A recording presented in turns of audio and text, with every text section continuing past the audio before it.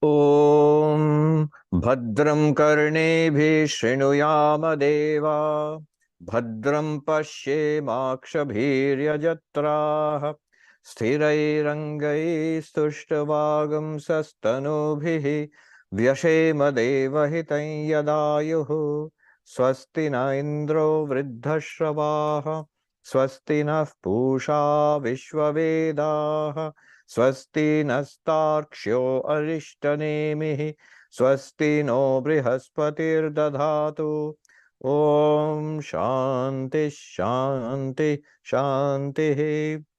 Om, O gods, may we hear auspicious words with our ears while engaged in sacrifices.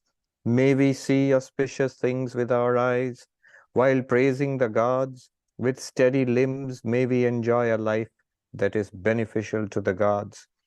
May Indra of ancient fame be auspicious to us.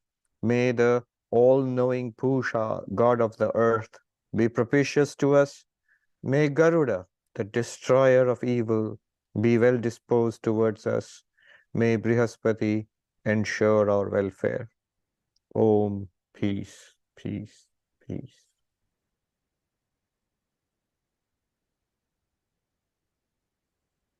So we are studying the second section of the second Mundaka in the Mundaka Upanishad.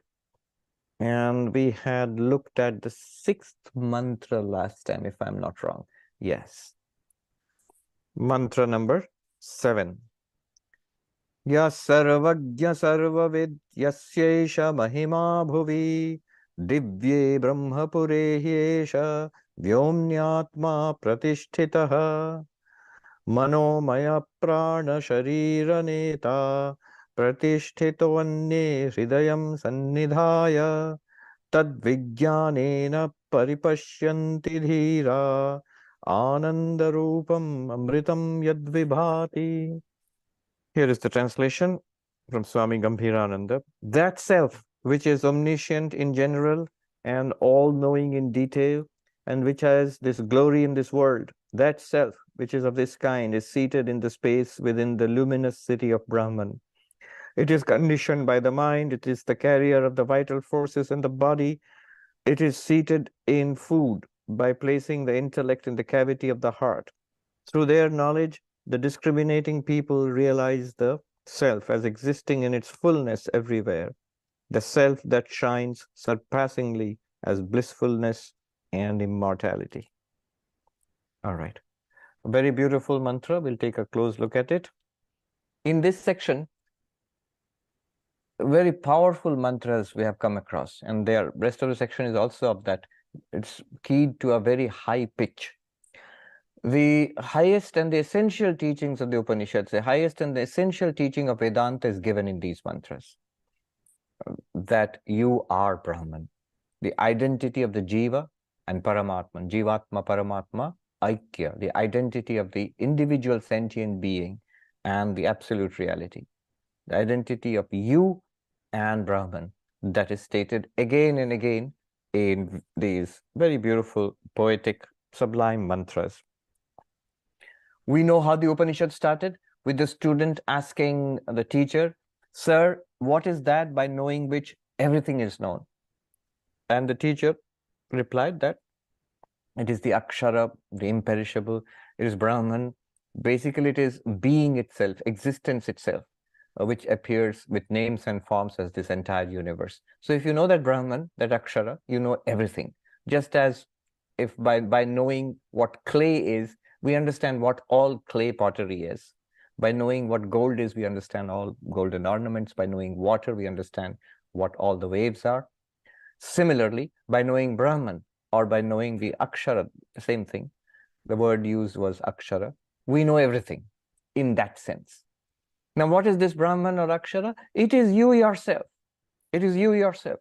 With names and forms, this pure being appears as this entire universe. I repeat that. Being, existence, is this entire universe with names and forms, just as clay with various names and pots are the different names and forms are the different pots and jars and all sorts of clay pottery. Only the names are different, the forms are different, but the material is the same clay. Similarly, the material is the same Brahman, same existence. Names and forms are different. Names, forms, and functions are different. That's this universe. So by knowing that Brahman, you realize that you know everything else. You know everything in this universe. So with names and forms, that very existence is this entire universe. And with names and forms in the mind, in our minds, that very existence, that Brahman, is also not just existence, but it's also awareness or consciousness that becomes manifest in the mind.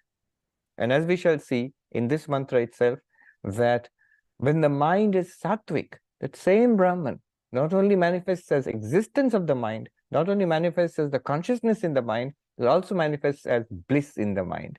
And therefore, Sat, Chit, Ananda, existence, consciousness, bliss. In itself, what that reality is, we cannot say precisely, but except that it is you. But we see it manifested in the very existence of the universe. We see it manifested in every cognition, in every experience of awareness. And we see it manifested in bliss, in fulfillment, in meaning in life. So that is Sat Chit Ananda, and that's you. Now, in this seventh mantra, he's saying, Yes, Sarvagya Sarvavit. This is a phrase which comes once in a while in the Upanishads. That reality, which is the knower of all things, and omniscient, the two words literally mean the same thing, the omniscient and the omniscient. Sarvagya, all-knowing, and Sarvavit, all-knowing. But there's a difference here. One, Sarvagya, one way it is understood is Sarvascha Gyascha. Sarva means everything, Gya means consciousness. So that which is everything, entire universe, all things in this universe, they are this Brahman. How? Because all of them exist. If they did not exist, we wouldn't consider them at all. They wouldn't enter our conversation. So whatever exists in this universe, from the tiniest particle to the most massive astronomical structures, the superstructures, from the most abstract things in the universe to the most concrete, all of them exist. And Vedanta draws our attention to existence, to being, to isness. So, Sarvaha, Brahman is all. How is Brahman all? Is it a collection of all things? Is it like a like a storage space out there? You can see lots of stuff is stored there. So Brahman is like that, a collection, not collection. Brahman is all in the sense of existence itself. Also, Brahman is consciousness, awareness. So Gyaha, Gyaha means Gyapti, the Sanskrit word, which means pure consciousness, awareness. Gyaha, Gyapti, these are same meaning, means consciousness. So being consciousness is Brahman. So this is a special derivation, special interpretation of the word Sarvagya. Remember, Sarvagya in Sanskrit and in many Indian languages, it just means all-knowing, omniscient. But here it means that which is all and that which is knowing. Basically Sat and Chit. So that's one way of understanding Sarvagya. The other one, Sarvavit, all-knowing again. Here it is the more conventional meaning of omniscient, literally knowing everything. Like all the facts are there in the encyclopedia. If you read the encyclopedia, so you are knowing everything there is to know. So in that sense, God knows everything. God is supposed to be omniscient. So here, Sarvavit, omniscient in the sense of all-knowing, knowing everything at once, whatever it was in the past, whatever is there now, whatever is there in the future, whatever is in our minds, all of us, all our thoughts, feelings, whatever we are aware of, not aware of, all of it is known at once. And that is omniscience, Sarvavit. And existence consciousness, Sarvagya. In another way, these two words are telling us that which is Nirguna Brahman and that which is Saguna Brahman. Sarvagya, all and consciousness, being and consciousness. Sat Chit. What is that? Nirguna Brahman, the absolute reality. Sarvavit, omniscient. Who is omniscient? Only God is other. Bhagavan, Ishvara, Saguna Brahman is omniscient. That which is Nirguna Brahman and Saguna Brahman. Are they two components of that ultimate reality? No, no, no. The ultimate reality is Nirguna Brahman. With Maya, it becomes, or it appears as Saguna Brahman. That's the Advaitic interpretation. Yes, Sarvagya Sarvavit. Notice the very extraordinarily beautiful, sublime hymn written by Swami Vivekananda about Sri Ramakrishna, which is sung in all the ashrams of the Ramakrishna mission, in all our monasteries and ashrams in the evening, in the Arati.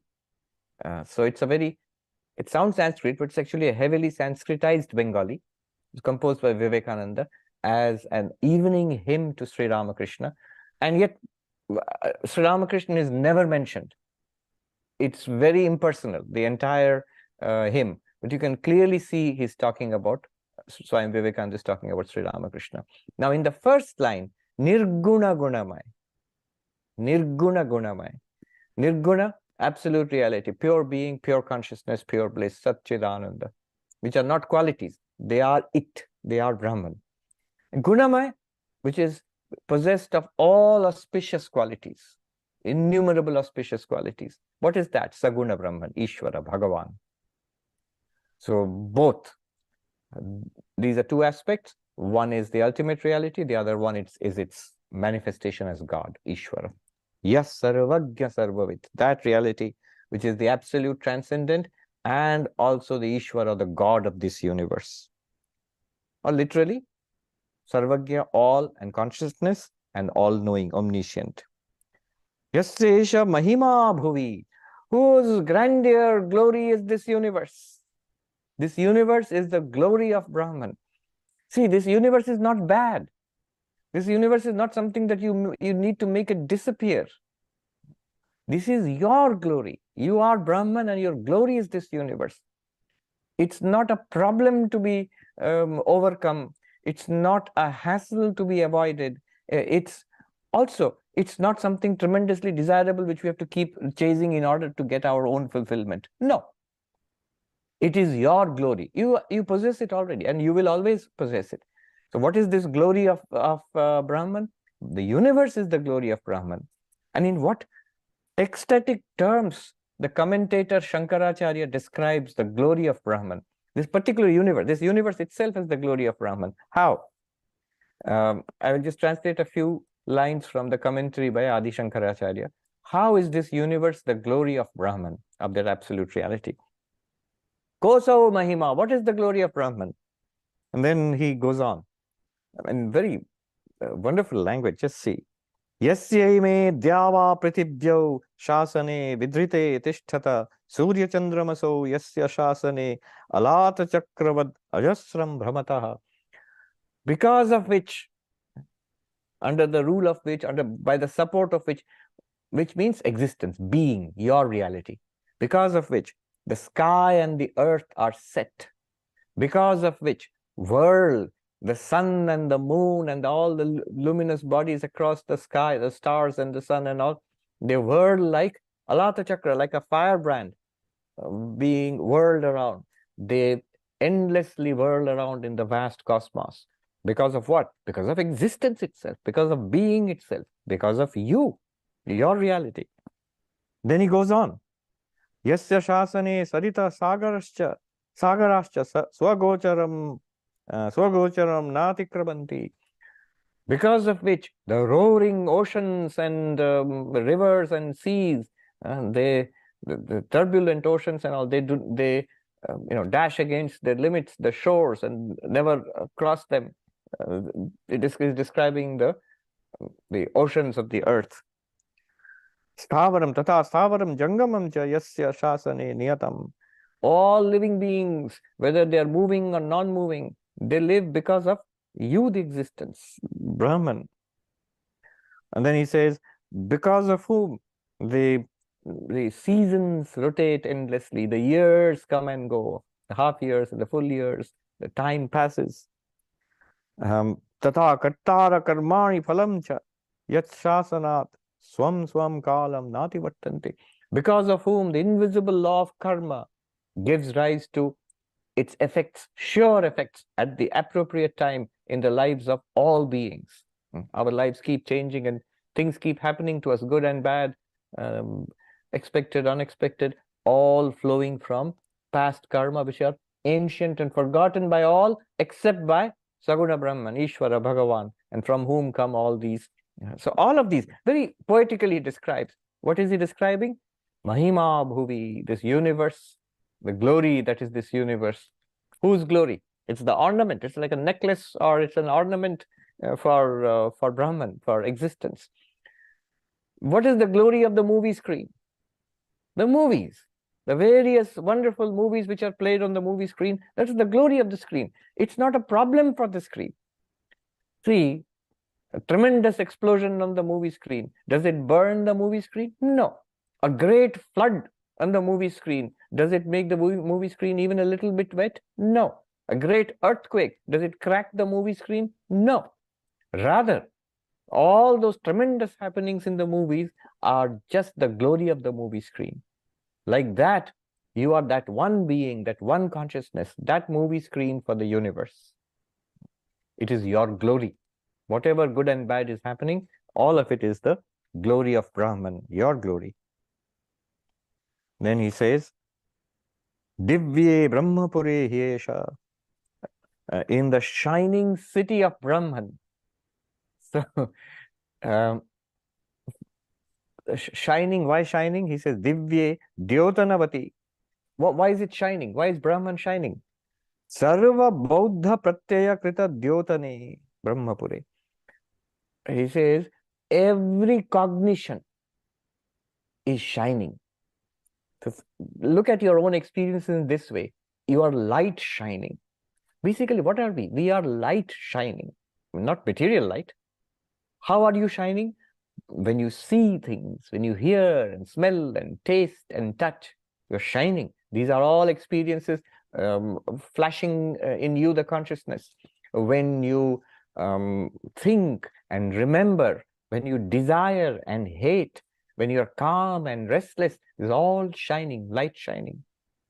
Look at it. All of it is the play of consciousness, or all of it is consciousness on which this play of the vrittis are going on, what he calls Sarva Bauddha Pratyaya. Bauddha Pratyaya, vrittis of the buddhi. Sarva, all kinds, good and bad, whatever is going on in every mind, they're all illumined. And where is this going on? Brahmapuri, in the city of Brahman. Oh, what city is that? Which country? How do I get there? What's the visa? The city of Brahman is this body. City of Brahman is this body. Right now, this body is the city of Brahman. Then he says,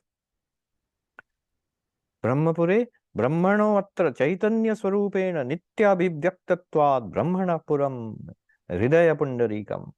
He says, the city of Brahman is your heart.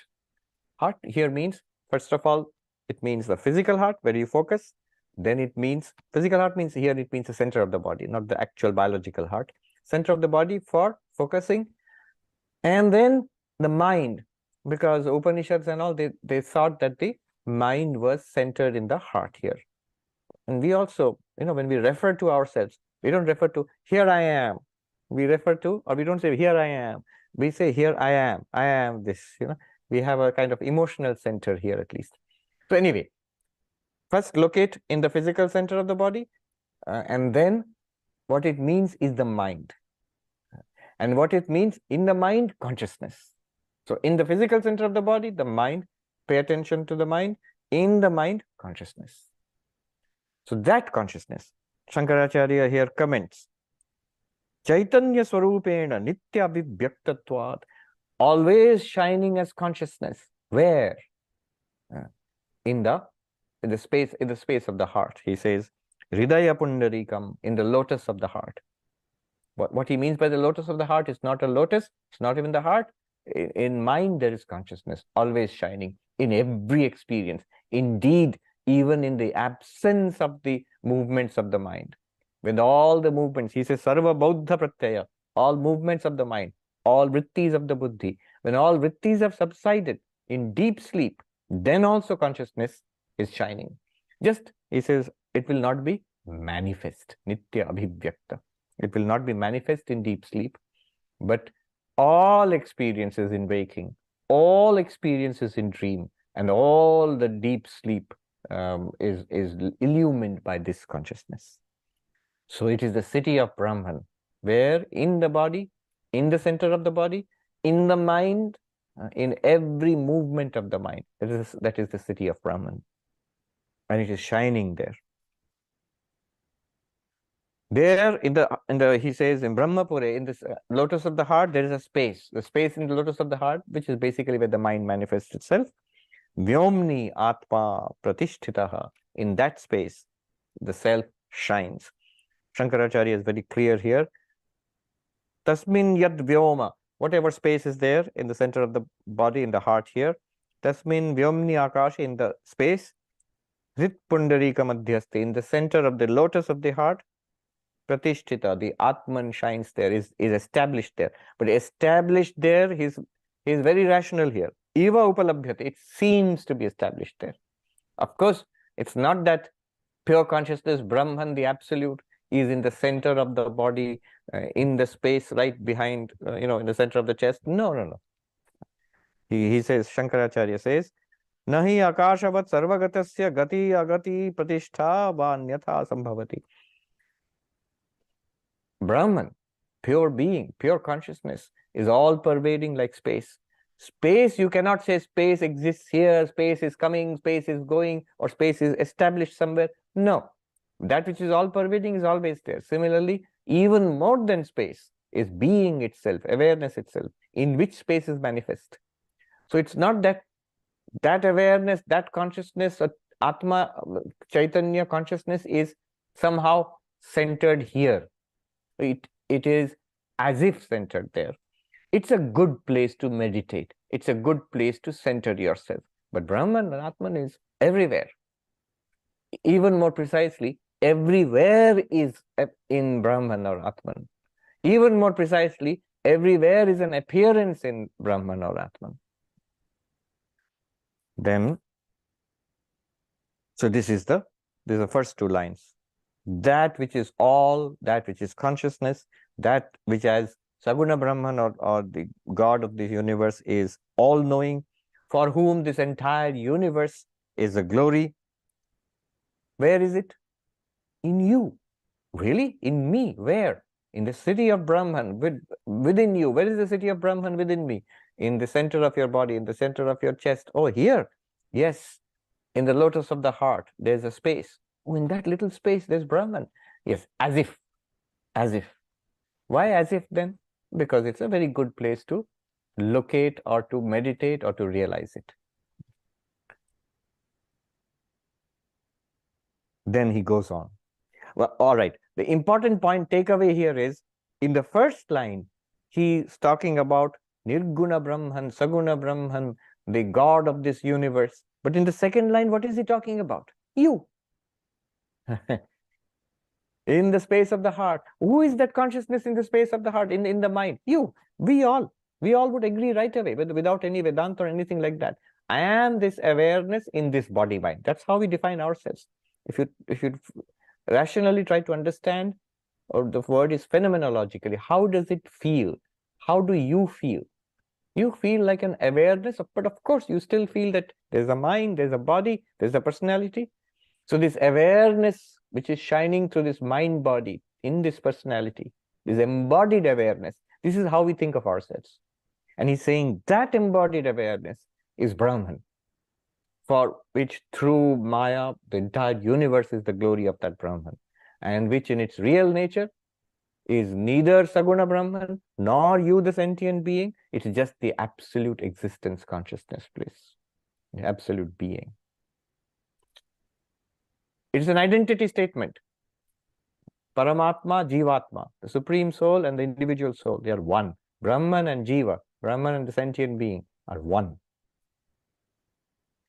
Then the remaining four lines, again very powerful and beautiful. Manomaya prana sharira neta. So this consciousness, a very interesting term is used, Manomaya. Now here Manomaya does not mean, when we study the five koshas, the 5 sheets or the 5 levels of the human personality: the physical, the vital, the mental, the intellectual, and the causal. So Annamaya, Pranamaya, Manomaya, Vijnanamaya, Anandamaya. Here it's not that Manomaya.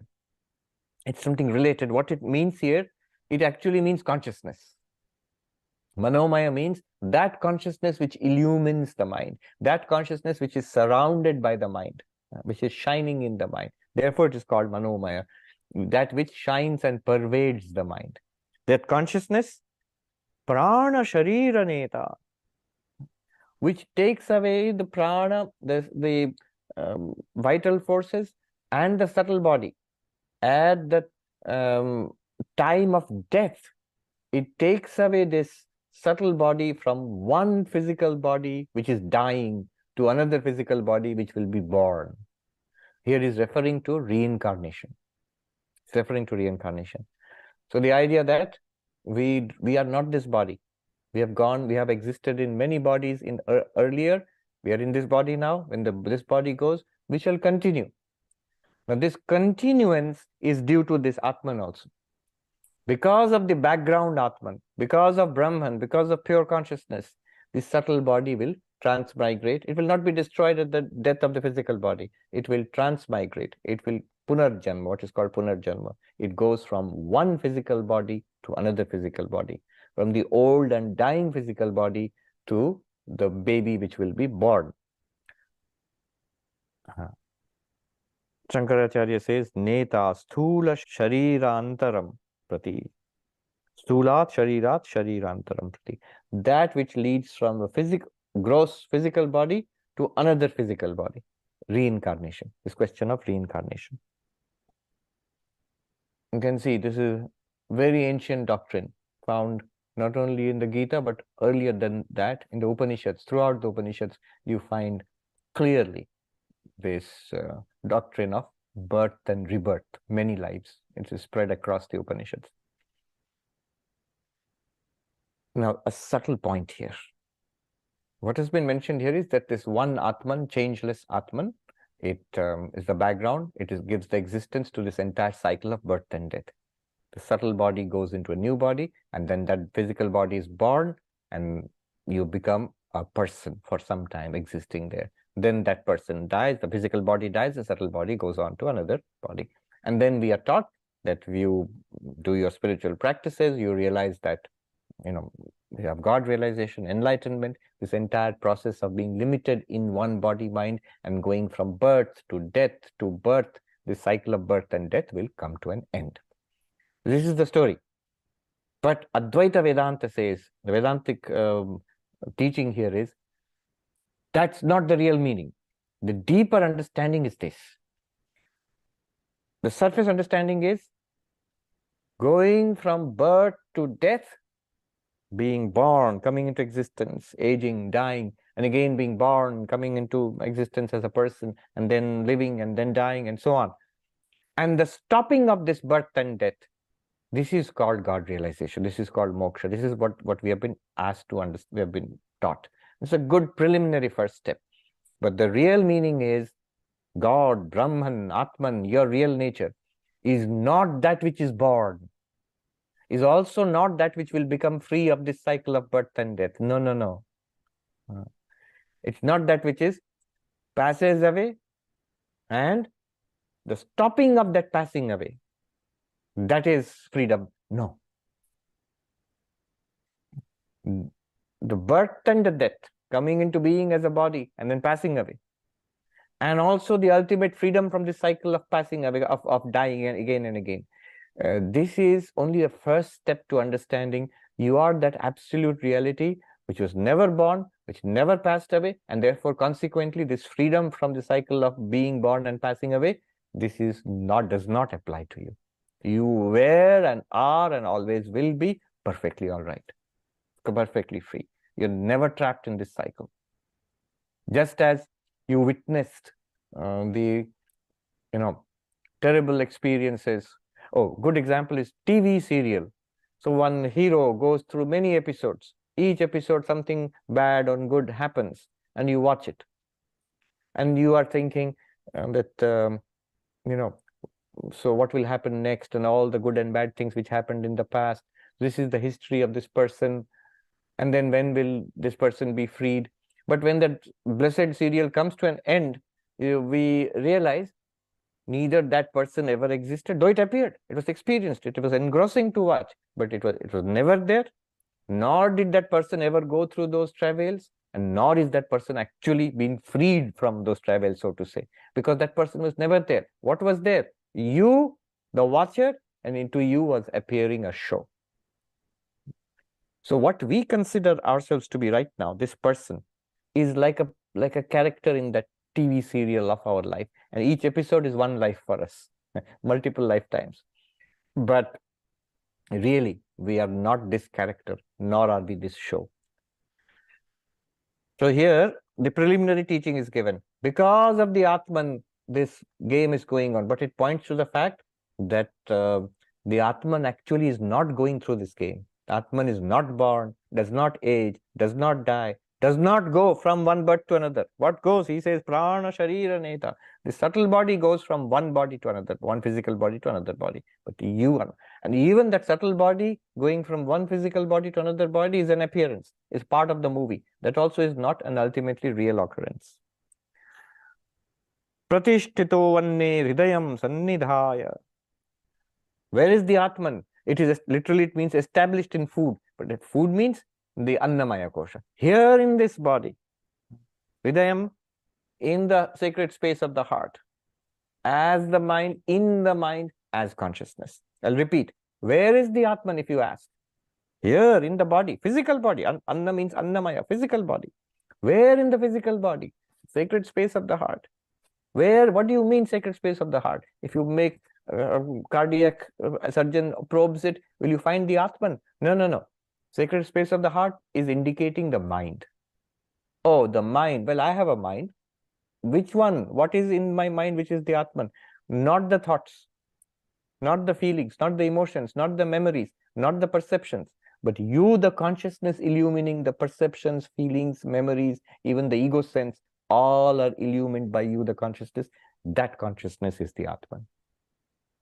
Here he says, Pratishtito vanne hridayam sannidhaya.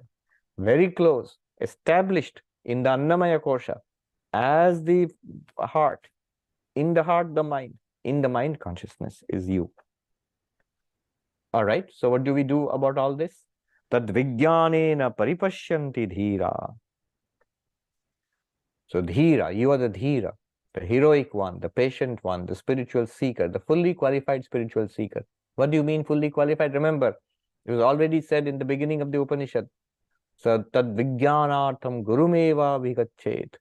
So that person who has got all the qualifications, who has viveka, vairagya, the disciplines, and mumukshutvam, the capacity for discernment, dispassion for the world, the sixfold discipline, sixfold treasures, disciplines, and an intense desire for freedom.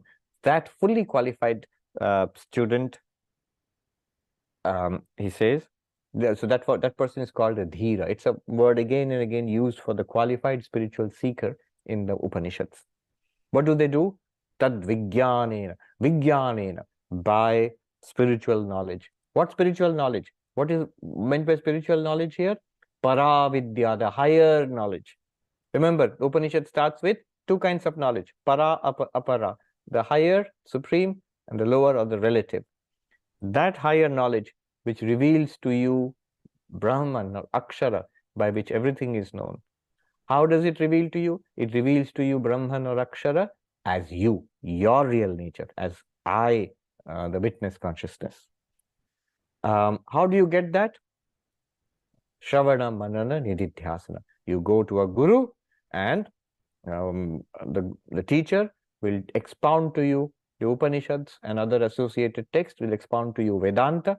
You listen carefully, think about it, meditate upon it, and you will realize. Tad Vijnana here means Brahma Jnana. More precisely, Brahmakara Vritti, the knowledge that I am Brahman. This flashes. And what will be the realization? Ananda Rupam Amritam Yad Vibhati. What a beautiful phrase. that which continuously blazes forth as bliss, as immortal bliss, or that which blazes forth as immortal bliss. Ananda Rupam as bliss, Amritam, immortal, Yad Vibhati, that which blazes forth. How is it blazing forth? In every experience it's blazing forth, it's shining forth, but we don't recognize it. Shankaracharya says, just as the clay in a clay pot is irresistibly presenting itself to us, unstoppably presenting itself to us. If you look at the clay pot, you're already looking at the clay. In fact, you're looking at nothing but the clay. It's in the same way, this Brahman, which he beautifully calls Ananda Rupam Amritam, immortal bliss, this is blazing forth before us all the time. We don't recognize it. This is what Vivekananda called the open secret. Secret because we don't recognize it. But it's open because it's always blazing forth. So, very deliberately he's used the term Ananda. The most obviously Brahman is manifested everywhere as Sat. Is, table is, computer is, chair is, man is, woman is, space is. And it's manifested in our experience as consciousness, not only as isness, not only do you exist, but you shine as awareness. So in the mind, so in all things with names and forms, whatever exists in the universe has names and forms. In all names and forms, as existence, Brahman is manifest. But in a particular kind of name and form called mind, Brahman is manifest not only as existence, but also as awareness, consciousness. And in a particular state of that mind called Sattvic mind, Brahman is manifest not only as existence, not only as consciousness, but also as bliss. Now you might say, so only in that particular state of the mind, Brahman is manifest as conscious, as bliss. It doesn't mean that Brahman is not bliss. Brahman is always bliss. Even if the mind loses its sattvic state, even if the mind becomes restless, even if the mind mind falls asleep and consciousness is not manifest, bliss is not manifest, Brahman still continues to be consciousness and bliss, just not manifest. So its manifestation requires name and form. All names and forms manifest Sat, existence. Some names and forms called minds manifest not only existence, but also consciousness. And by the way, these I'm not stipulating this, I'm not claiming this. Just take a look in your own experience. Everything is existence. All names and forms clearly are manifesting existence. And in your own minds, not only does the mind, by mind I mean thoughts, feelings, emotions, not only do they exist, even if for a short while, they also they shine in awareness. So awareness is manifested by the mind, by the vrittis of the mind. And when the mind is peaceful and joy and sattvic, joy is manifest. A kind of natural joy is manifest there. That's the manifestation of Ananda. It's not pure Ananda by itself. Pure Ananda, pure consciousness, pure existence is you. Its manifestation is seen in all names and forms. So when the names and forms disappear, the manifestation disappears, but you don't disappear. The mirror manifests your face. You put a mirror in front of you, it manifests your face. But if you knock the mirror out, the mirror will be gone, the manifestation of your face will be gone, but the real face, your face is not gone. You are still there. So, Ananda Rupam Amritam Yad Vibhati. That you as existence are always there, whether it's manifest or not. You as consciousness are always there, whether it's manifest or not. You as bliss, you're always there, whether it's manifested or not. That always there existence, consciousness, bliss is called Amritam, immortality.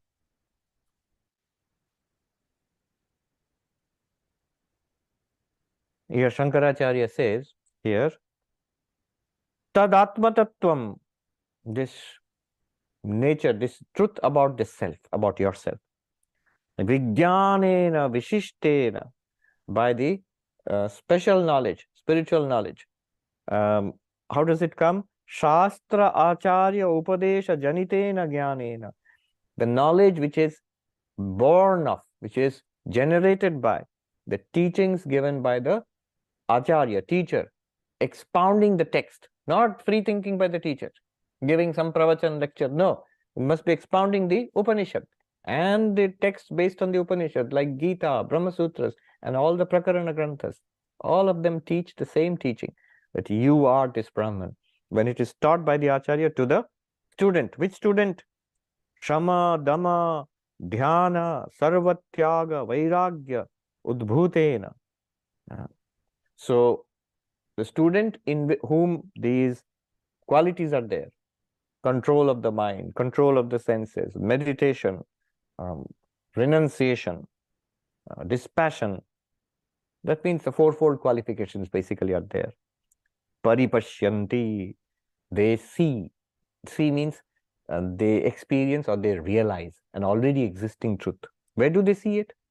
Oh, in the heart. No, everywhere. Sarvata. Paripashyanti means everywhere. Everywhere, every when, all the time, everywhere, in every experience. Sarvata Purnam.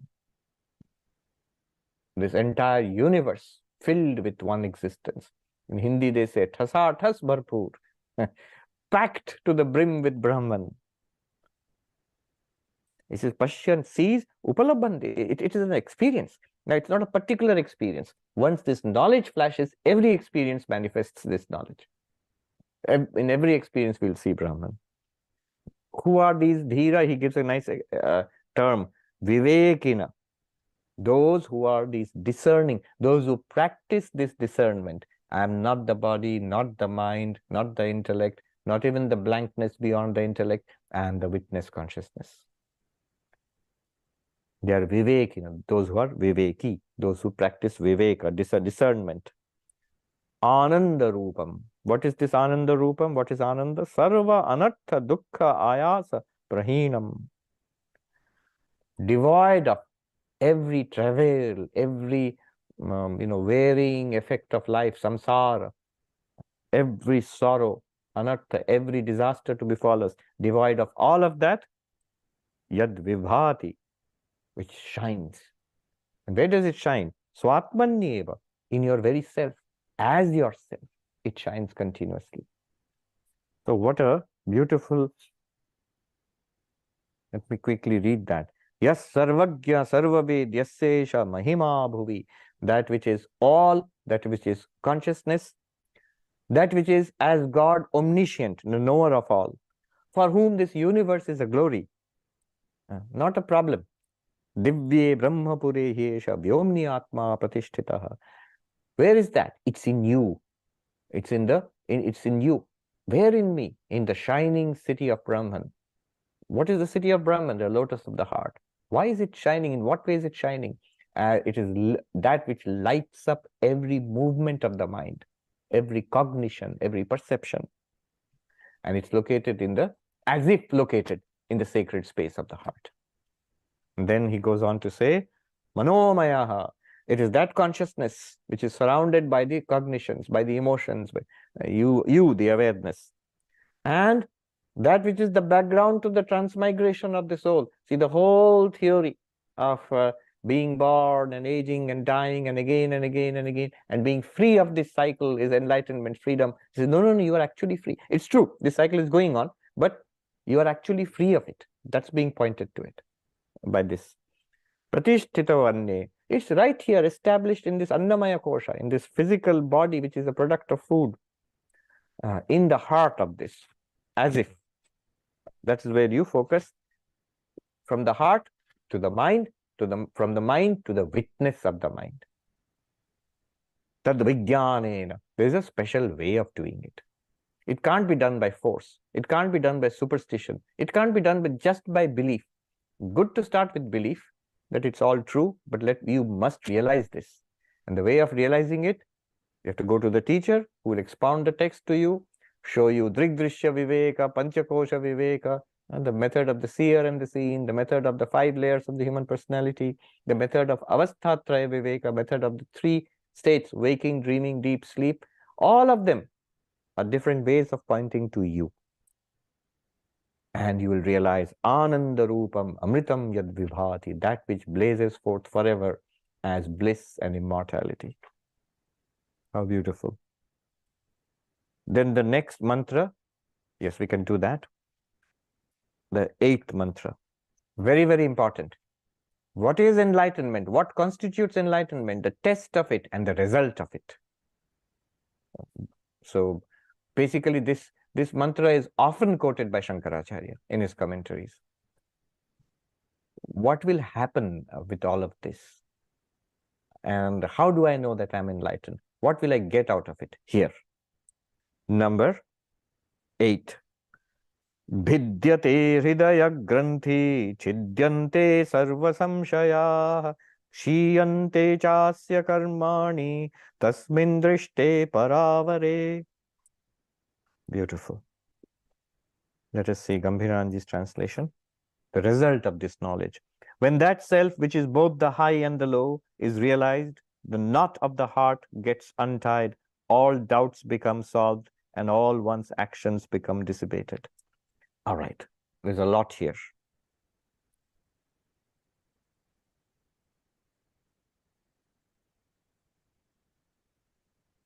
Tasmin drishte paravare. The word used is paravara. Para means higher, supreme. Avara means lower, relative. Paravara means that which is both the supreme, higher, and the lower, the relative. So what is the supreme, the higher? The cause of this universe. What is the lower and the relative? The effect. In Sanskrit, karana, karya. Para, the supreme, higher, is cause. Effect is the relative, the lower. What am I talking about? What is all this cause and effect? Remember, again, go back to the beginning of the Upanishad. Sir, what is that by knowing which everything can be known? Now, the question has to be put in a proper format. The answer will become easy. Everything in this universe is what? It's an effect. These are all effects. Effect means products. They've all come from something. There's a cause for everything. So you want to know everything, yes. But everything is an effect, yes, is a product. So you want to know all the products, all the effects. Yes, now I begin to see where you are leading. If you want to know all the effects, all the karyam, then you must know the cause, the karanam. If you want to know all the pots, whatever pottery there is and whatever can be from clay, then you must know the cause, the material cause of all of these pots. What is that? Clay. So when you know clay, you will realize whatever pots there are made of this particular clay, and whatever can be made in future, whatever has been made in the past, all of it was, is, and will be only clay. Similarly, what is that from which everything is made? It is Brahman. With the power of Maya, through the power of Maya, appears with many names and forms and functions, this entire universe. It is being itself, existence itself. So what is cause? Sat, being, Akshara, Brahman, whatever you call it, with the power of Maya, that is the cause, that is para. And what is the effect? The effect is this entire universe, everything. Put in another way, what is the para, the higher? God. What is avara, the lower? This person, the individual being like us, with body, mind, personality, and of course consciousness. Now, what is being said here is that reality which you're talking about is paravara, is both the cause and the effect. What is that which is the cause and what is that which is the effect? That is Brahman. The example, the ocean I've given the example many times. What is the lower? The wave. What is the higher? The ocean. All waves taken together. But what is that which is both wave and ocean? Water. Water alone appears as all the ocean, and every wave that may be born in the ocean, play around in the ocean, and dissipate back into the ocean. Ocean itself is nothing but water.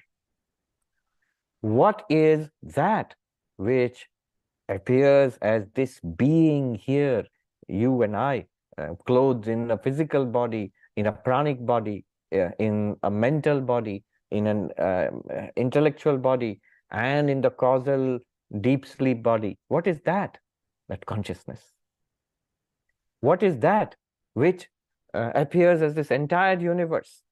It is the same consciousness in association with the power of Maya, Ishvara. With the five bodies, 5 layers, or 3 bodies, Karana, Kshukshma, Sthula, causal, subtle, and gross, or the 5 bodies, Annamaya, Pranamaya, Manomaya, Vijnanamaya, Anandamaya, the 5 sheets. It is the same one consciousness.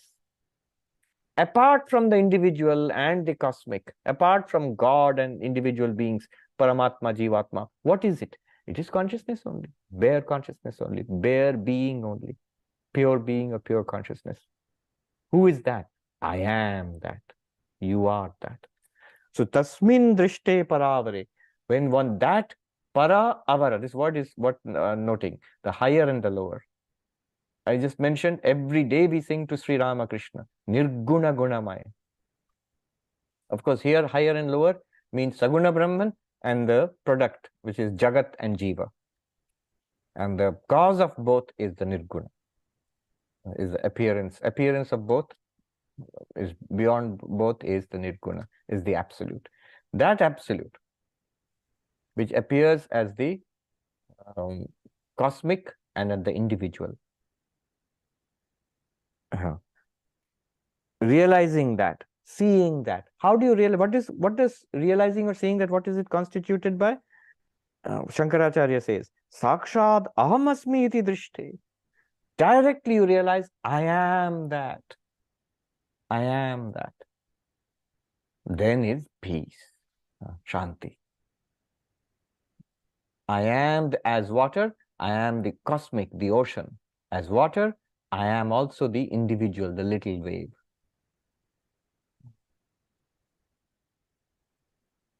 Tasmin drishte parav. Then what will happen? Bhidyate hridaya granthi. The knot of the heart will be untied, or actually here cut. I'm always reminded of the Gordian knot, which Alexander the Great cut. Whoever unties the Gordian knot will be the ruler of the world. Everybody tried, but they failed. What did Alexander do? He didn't untie it. He cut it with his sword. Here, you will cut the Gordian knot, the cosmic Gordian knot, which then you become the ruler of the universe. You become the ruler of your life, actually. Instead of being helplessly tossed about in life, you become the ruler. You become free. What is this knot of the heart? It's not a cardiac problem. It is ignorance. Ignorance is the knot of the heart. That which ties us to this limited samsara. When I say I am a samsari, I am born and I grow older and I'm afraid death comes to me. We are cowards before death. That condition is called samsari. And I don't know where I will go after this. Where have all those my dear ones gone? This is samsari. And I'll be free of that. That is caused by ignorance, about not knowing my real nature as the absolute. As the little wave who is afraid of where have I come from, where am I going, who are all these other waves, and what will happen to me in the future. All that will go is because it does not know that it is water. So, Vidyate Hridaya Granthi, the knot of the heart is cut asunder. There's no more ignorance. The truth is revealed. It's absolutely undeniable. Nothing can delude you after this. Then, Chidyante Sarva Samshaya. All doubts are dissolved or destroyed, are torn apart. So, doubts. What is the doubt? I understand this, but that but will go away. There's no more possible doubt. Even the doubts which have never come to us, some clever Pandit may bring out some doubts. You will immediately cut through the doubts because for you see the text. See, a Pandit who is not enlightened may know the various texts and will struggle to answer questions by referring to this text, that text, bring out new arguments, bring out new ideas, and struggle to give some answer. You, on the other hand, will see straight through to the truth. Whenever such a problem is presented, you see straight through. And often it's amazing that you will see what solution you give to those doubts. Probably they're there in some ancient text or the other. Some enlightened master has left behind those answers. It will match with what you say.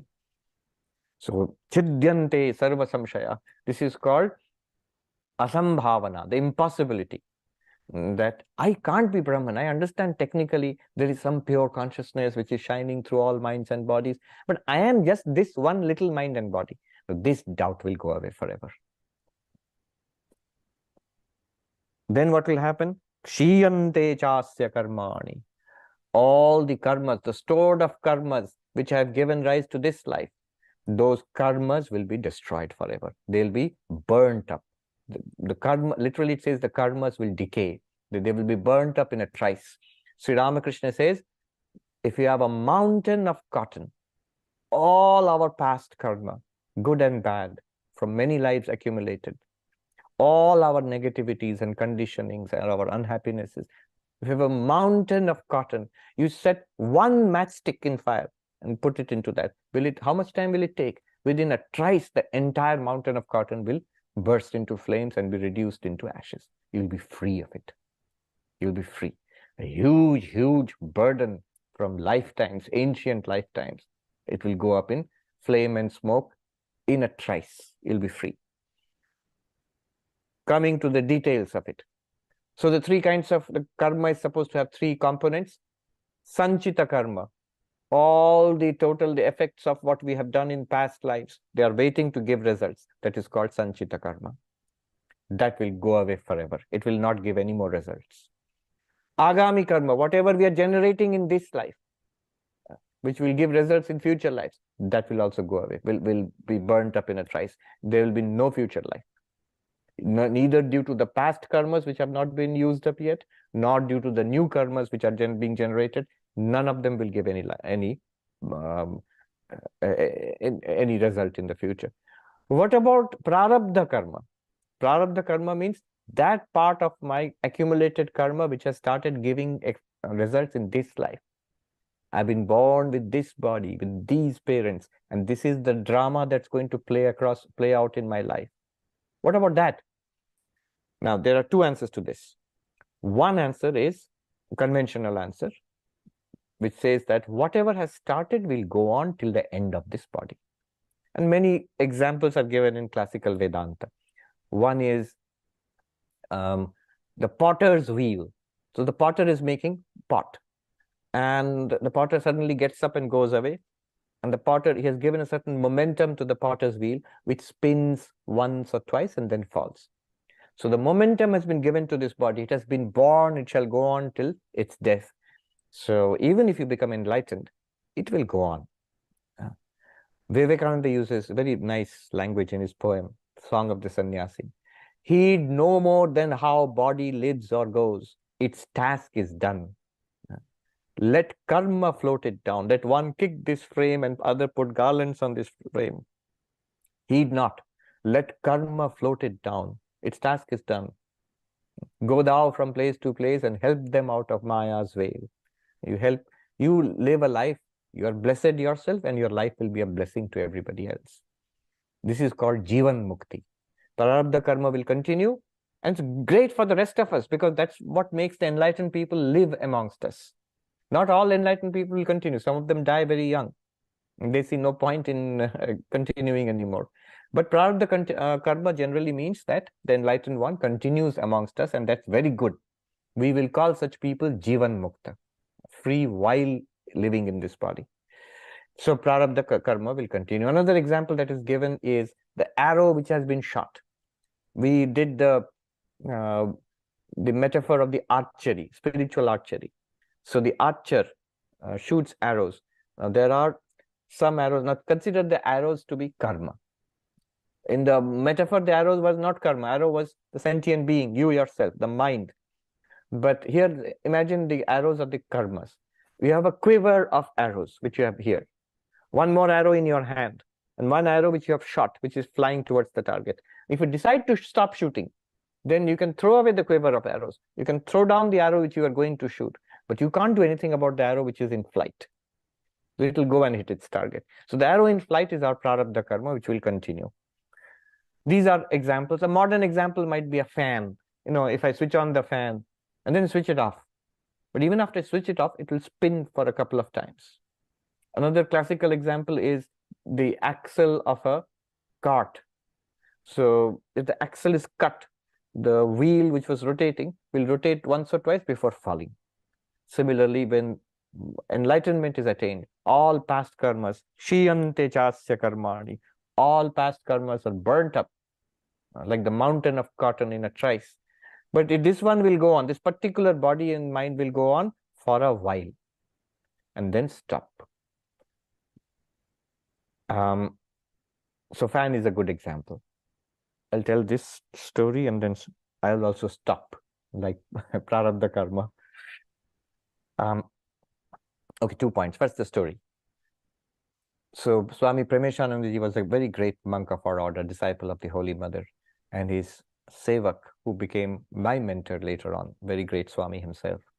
He told us the story about the passing of Swami Premeshananda.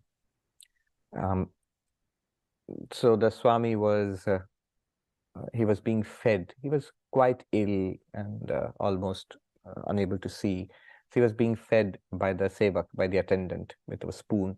And he said, Swami, eat. He would have to cajole him like a little child. Eat one more spoon. And the Swami didn't eat, just sat quietly. And the attendant felt something is wrong. So he ran to the doctor who had just come to check the Swami. And the doctor was crossing the courtyard. This was in Banaras, in Kashi. And the Swami went and caught hold of him. The doctor came back to check, and they found no sign of life, although just a minute before the person was living.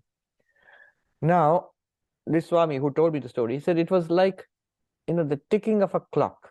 It goes tick, tick, tick, and then stops. Nothing more. So that was the end, but it was quite undramatic. Sometimes you have amazing experiences at the point of death, visions and ecstatic experiences. So nothing really happened. It just, the person was there one moment and next moment not there. Like the ticking of a clock stopped. So this Swami who told me, he says he went to a very great Vedantic scholar in those days in Benares, another great Swami who has translated the Brahma Sutras in 4 volumes, Swami Vishwarupanandaji, and asked him, so this is what I saw in the passing of Swami Premeshanji. Isn't it a little strange? It's such a great man of enlightenment.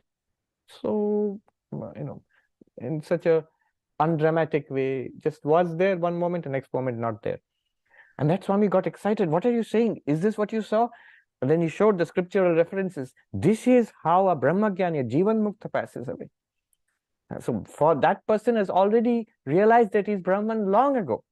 There really isn't a person there. It is because of the force of past karma. This was continuing. The last bit of past karma is exhausted and the body drops. That's it. Nothing. There's no one to now go elsewhere, attain something more. It's all done long, long ago. All right. The important point to be mentioned, this is the conventional viewpoint. The real answer to this destruction of past karmas, what happens to prarabdha karma, the karma which is propelling this body? From our perspective, and from the onlooker's perspective, prarabdha karma is continuing, and so the enlightened one remains as a jivan mukta, free while living in this body. But from the jivan mukta's perspective, is not touched by prarabdha karma, neither by past karma, nor by any future karma, nor by this particular prarabdha karma. That one knows, I am Brahman, and nothing other than Brahman. This particular play of one little doll, one little character in a movie, what is it to me? Nothing to me. It will play out according to its script. It's nothing to me, just as the playing out of a character in a movie or a dream is nothing to you once you have awakened or once you've seen it as a movie. So from the enlightened person's perspective, there is neither past karma, accumulated karma sanchita, nor new karma being generated agami, not even this prarabdha karma which is being exhausted right now. All right. That's the point I wanted to make. Let me look at the comments here. Ashish says, when listening to Vedanta and checking it, if it's real in your experience, is this manan or nididhyasan? It's nididhyasan. If you have doubts, if you require reasoning to work out your doubts, that is mananam. But if you are checking continuously with experience, the teachings of Vedanta, that is nididhyasana. Hiram says, is the combination of transcendent and Ishvara only reserved for avatars? No, it is available to all. The reality, which is beyond the cosmos and the individual, the water, which is the reality of the ocean and the reality of the wave, but in itself is neither an ocean nor a wave. That's available to all. That's what we actually are. And that is revealed to us by knowledge. Shweta asks, is that what is called a space of Chit Jara Granthi? Absolutely. Chit Jara Granthi is the knot which ties. What does a knot do? It ties two things. Now, what is it that ties you to this body mind? Actually, nothing. Actually, nothing. Nothing ties us to this body mind. What is it that ties you to your reflection in the mirror? You'll say nothing. The reflection is just appearing in the mirror. Exactly. As one sadhu put it nicely. What is that knot which ties you to body mind? The answer was in Hindi. Bevkufi matra Mahatma ji.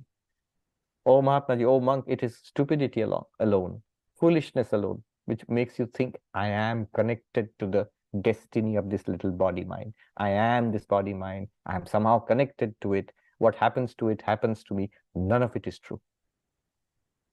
If you just keep it in mind and begin to observe life, especially at the point of the death of this body, we'll see very clearly, oh, it wasn't me. That's so amazing. It wasn't me means this dead body wasn't me actually. It never was. Gaurav says all objects are appearing in space of mind and consciousness. Even this sense of physical space appears in our mind. Correct. There's no boundary of inside, outside. That's also very important to see. There's no boundary. See, we feel boundary. This is an important point that Gaurav has pointed out. We feel boundary. What is the boundary? Here is a boundary. Up to this skin is me. Beyond the skin is the boundary. Inside the skin is me. Outside the skin is not me. But this boundary is not really a boundary, because outside the skin and inside the skin are both appearing to you, the consciousness. Yes, but the consciousness has a boundary. Here, the room is the boundary for the consciousness, because I'm aware of what's there in the room, but I'm not aware of what's beyond the room. So my consciousness has a boundary. The limits of my senses, what I can see, hear. No. What you can see and hear is the limit of your senses. But beyond the senses, there's a universe that is appears to you in the consciousness as the unknown universe. This is the unsensed universe. So senses have a limit. The body has a limit. The mind has a limit. But all of these, including their limits, are appearing and disappearing in you, the consciousness, which has no limit. So no boundary. That field or condition is not confined to any location in the body. It seems the heart refers to that non-dual consciousness in which everything is appearing, everything is made of, and through which everything appears. Correct. The heart, here's the different levels of understanding the heart. First of all, heart, here in the center of the body, the space, lotus of the heart. Then more precisely, the mind, which is supposed to be here. Then more precisely, the consciousness which shines in the mind. So that's what he's saying. That is the heart. This is how Ramana Maharshi interpreted the heart. For him, Ramana Maharshi, the Hridaya, the heart, was the ultimate reality itself. Atman itself was the heart. Ishwar Kosari says that birth and death appearance is also Maya. Is it only an appearance? Yes. At the level of transaction, it is happening. But from perspective of your real nature, Brahman, it's an appearance in you. Sri Ram says the birth and death belongs to the ego, which ultimately is fiction. Nothing ever happened. Is this the ultimate truth? Yes. But we have to be careful when saying it. It has to be understood very precisely. Otherwise, it can be badly misunderstood. So it is like Gaudapada Acharya in the Mandukya Karika, who says, there is no cessation of the universe, there is no beginning of the universe, there is no mukti, nor is anybody liberated. But all of that you have to understand in the ultimate sense as Brahman. You are Brahman, therefore all of these are appearances. Sudhir says, sadhus who meditate in solitude seem to avoid agami karma so as to reduce sanchit karma and to get realization faster. You might say that, but the real point of that is not to fiddle around with your karma accounts. It is to get enlightenment, to realize that you are Brahman. If you try to struggle and adjust the accounts of karma, it's endless. There is no real solution to that. Srinivas Raju says, person doesn't get liberated, you realize you're free from this person. Correct. Atma Nitya Mukta. Antakaranadi Nitya Baddha. Yes. You realize you're always free. You don't have to get free from it. But that has to be realized. It has to be realized. Janhavi says, Brahman is pure awareness, Anubhava Matra. But for me, the fact of Matra is not translated into vivid experience. But I do experience the world from moment to moment. Can I then take this constant experience as the experience of Ishvara, Saguna Brahman, be centered in that? Certainly. It is the Virat Brahman, what we were discussing in the 11th chapter of Bhagavad Gita, the cosmic form of Brahman. Will such a disposition eventually lead to dissolution of the Upadhi? Qualifying my experience? Yes. Correct. It will. Shweta says, so it's important to work towards making our mind sattvic so that bliss aspect of Brahman can manifest. Yes, not only bliss can manifest, all our spiritual sadhana will become effective and easier if we are sattvic. Sonali says we can only be pure existence consciousness, but not know it in any other way. But know its appearance as a body, mind, including their births and deaths. Is it a correct understanding? Yes. You know it in every knowing. You know it in every knowing. Those who understand, they understand it in every understanding. Those who do not understand, they think the particular experience is required for it. A particular experience can trigger that understanding. And then in every experience, you will find that. Apala says, does the Advaitic view of cycle of reincarnation originate in Shankaracharya's commentary? Can we therefore think of the Upanishadic idea of cycle of reincarnation, original Advaitic views, reading, retelling, interpretation? Yes, you might say that, but it doesn't originate in Shankaracharya's commentary alone, because you find it even more clearly and uncompromisingly taught by Gaudapada Acharya, who predated Shankaracharya himself. You find it taught in pre-Shankara, pre-classical Advaita texts like Yoga Vashishta. So this seems to be an understanding which existed maybe all the way back to the Upanishads. The Upanishads put it in this way, the language which we have used, which is compatible with Advaita Vedanta, but also with other interpretations, because multiple interpretations have come out of the same Upanishads.